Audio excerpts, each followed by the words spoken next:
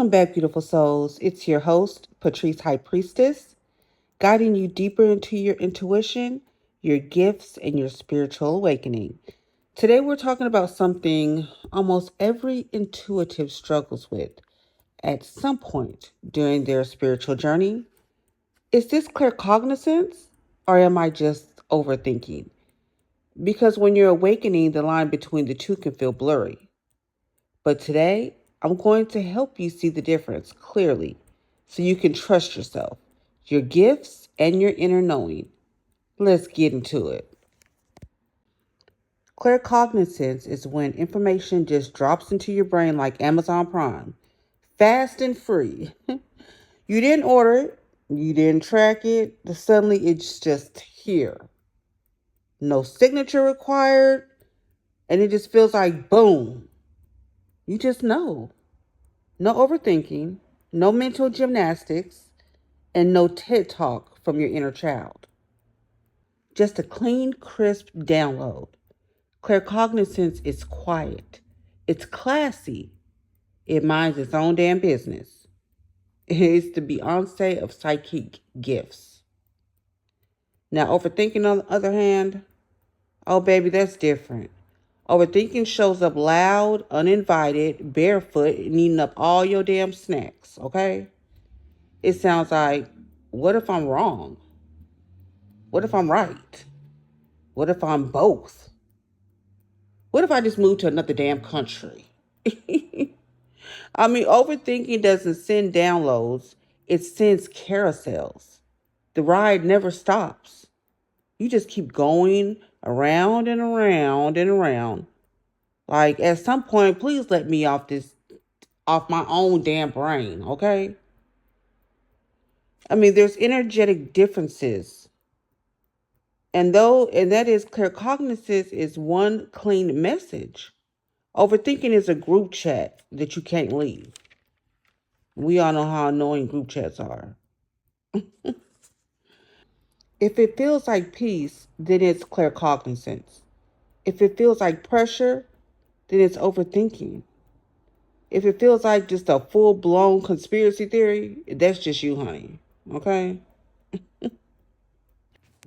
I'm going to give you an example of a time where I was really questioning myself. And the decision I ultimately came to ended up being catastrophic for my family at that time. It was not the right decision. And it took me a long time to not blame myself for it. But I was caught in that cycle of overthinking or listening to my first mind, my intuition. One of my children's father had just got out of prison, honey. He had just got out of prison. And we weren't on good terms. We were not on good terms. But he didn't have nowhere to go. He didn't have nowhere to go. And I was like, I didn't want to see him out here homeless because I knew he didn't have nowhere to go. He had burnt his bridges with everybody. So, of course, he didn't have nowhere to go. Which is why I never understood why he couldn't just act right. Why you just can't act right? And you know you ain't got nowhere else to go. But anyways, that's besides the point. But he came to stay with us, and I let him know, we are not together. We are not together. I am just helping you until you can get on your feet. And that needs to happen ASAP, like within a couple months, because I don't need you here long. And so I remember one night he just was upset with me because I would not fall for his shit, pretty much.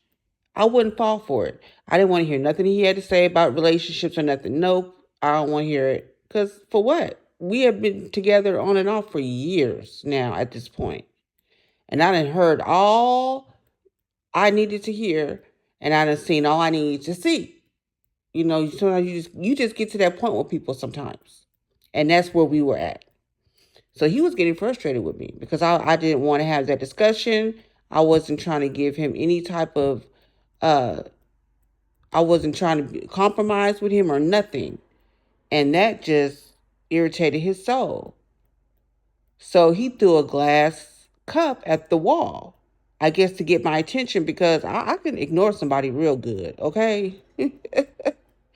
I can ignore somebody real good. Don't play with me. And he didn't like that. That's not what he wanted me to do. He wanted me to respond to him, damn it. And I was not doing that. And my kids were like, Mom, why don't you talk to him? Why don't y'all get married? And I'm looking at them like, what? Why don't I what? Because I don't want to. Well, Mom, just get married. He's really nice and da da da. And see, my kids have been raised up around him most of their life, so they knew who he was. You know what I mean? It wasn't a secret. They knew who he was, and they wanted me to marry him. And that was the last thing that I wanted to do. But the way I overthought that situation was ridiculous because why I didn't follow my first mind and just be like, no, you can't stay here. I don't know. I was just being way too nice. I'm telling you, I just had a good heart like that. And I still do. But now it's harder for people to use and manipulate my heart. It's a lot harder for people to do that. So, but back then it was just real easy for people to run over me because I just was a good person. And I gave genuine love. And I was not trying to do, I wasn't expecting anything in return.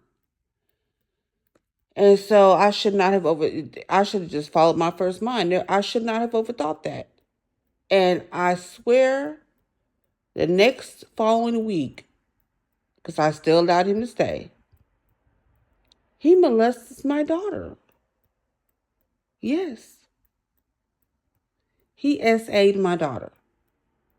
And I'm like, are you fucking kidding me right now? And that shit, it took me a long time to forgive myself for that and to stop blaming myself for that. It took me a long time. Because had I just followed my first mind, my gift of claircognizance, then none of that shit would have ever happened. And that situation alone ruined my family. It really did. Because my daughter started acting out, being promiscuous, being disrespectful to me. As if I did it to her. But I was the closest thing to her. So she was taking her anger out and her frustration out on me. I believed her. I believed her that it happened. I took her to Children's Hospital. We got all kind of tests done. And the deal with that was they didn't want to prosecute him unless they could find his DNA on her. And because he used his fingers, because he put his fingers inside of her, there was no DNA to get because she had already bathed and used the bathroom and everything after it happened.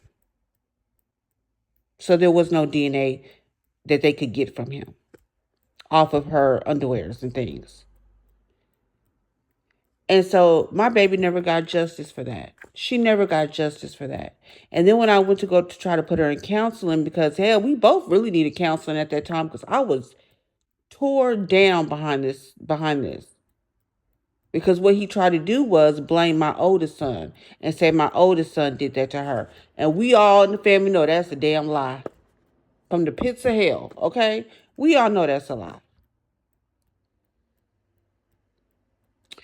And they didn't prosecute that man because they couldn't find any DNA on my daughter or her underwear. And so she acted out. She acted out. And not only, she acted out so bad, CPS got involved, okay? Child Protective Services got involved. And I ended up having to lose my children for a whole year. I had to fight for my kids back. She was fine. She went to go live with her father. But I still had 3 other kids, which were boys that I had to look after. And I couldn't get them back. I mean, it was started a whole domino effect off of that one time that I did not listen to my first mind, the claircognizance. Had I just listened to my first mind, I probably wouldn't have went through none of that. Because there's so much more that happened after that as well. So it was like a domino effect. And I'm like, oh, you know what I mean? Like I felt defeated. I did. Because I blamed myself for all of it. And it took me a long time to stop blaming myself. Sometimes having a good heart can get you in a lot of trouble. It can cause a lot of heartbreak, and it can you can cause yourself a lot of pain from from just being too damn nice to the wrong people. I'm not saying go around here with your heart, hardened and don't want to open up your heart to people, because you're supposed to love. That's what we're here to do. We're supposed to love each other. But you have to know which people deserve it and which people don't. That's the lesson. Everybody doesn't deserve your heart. And so I chose to teach on this subject tonight because a lot of us, I mean, we've all done it. We're probably still doing it. We don't listen to our first mind. That is spirit talk. Because spirit is within you. God is within you. And so you already know what to do, because all the answers are ultimately where? Inside of you. So at the end of the day, listen to your first mind. If it feels good, if it feels like the right decision, do it. If it doesn't feel good and it doesn't feel like a right decision to make, then don't do it. But when you start overthinking it, well, maybe this, well, maybe that, well, he needs a place to stay, well, I don't want him to be out there in the cold. Once you start doing that, you're overthinking, and you should automatically know, okay, let me go up my first mind and my first thought that came to my head, because now I'm overthinking it.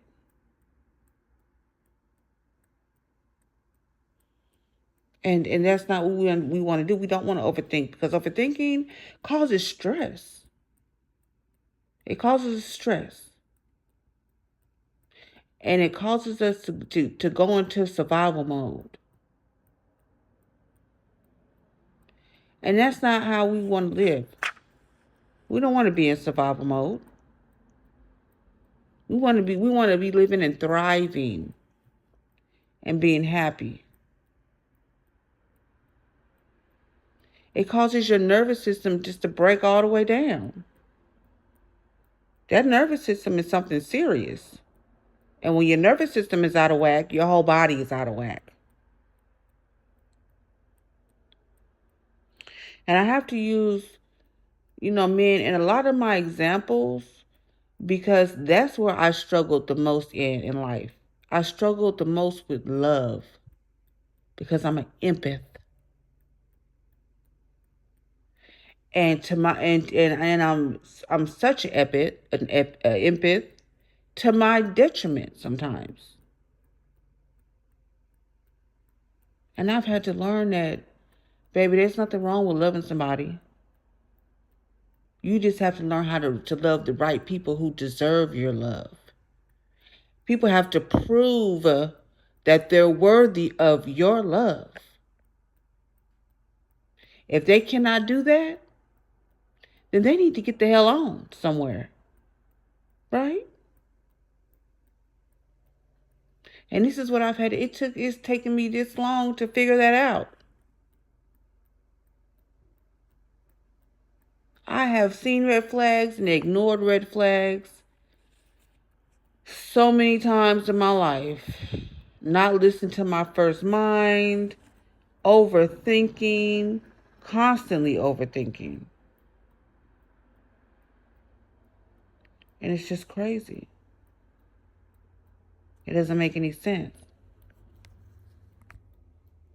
So I had to use that example of my daughter because, like, man, I can remember that so vividly. I can remember that time so vividly. It just broke my heart. It broke my spirit. It just broke, I mean, it caused me to have trust issues and all kind of stuff. That just that one situation caused a whole domino effect in me and in my family.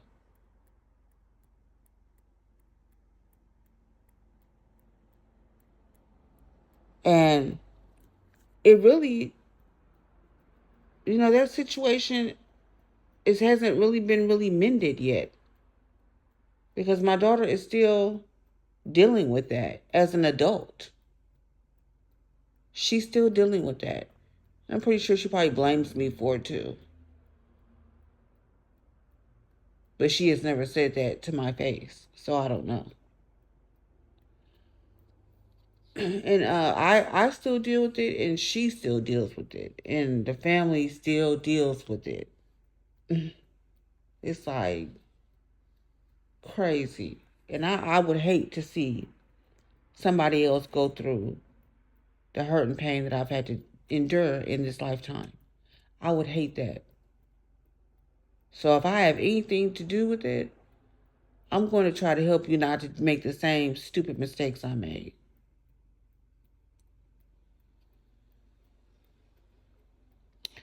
Yeah, this subject is pretty deep. It's pretty deep for me, you know. But if you've gotten this far in the video right now, then your claircognizance is activating. You're able to see more clearly. So you're going to be able to recognize when you're overthinking or if you're hearing from spirit, which is inside of you, which is your first mind, your first thought about the situation. No, you're not overreacting. No, you're not overreacting. You know what you know. And it don't always have to be proof there for you to know what you know. Especially for women, we have a women's intuition. And mothers, we have a mother's intuition. We just know things about our children and our mates that don't nobody else know. These men don't have that same type of gift that we have. And this gets stronger and stronger as you grow into your spiritual journey. It becomes stronger and stronger. And you'll be able to identify it the first time without ever having to overthink again. And no matter who gets mad about it or upset about it, that's your decision. You said what you said. Period. Period, Pooh.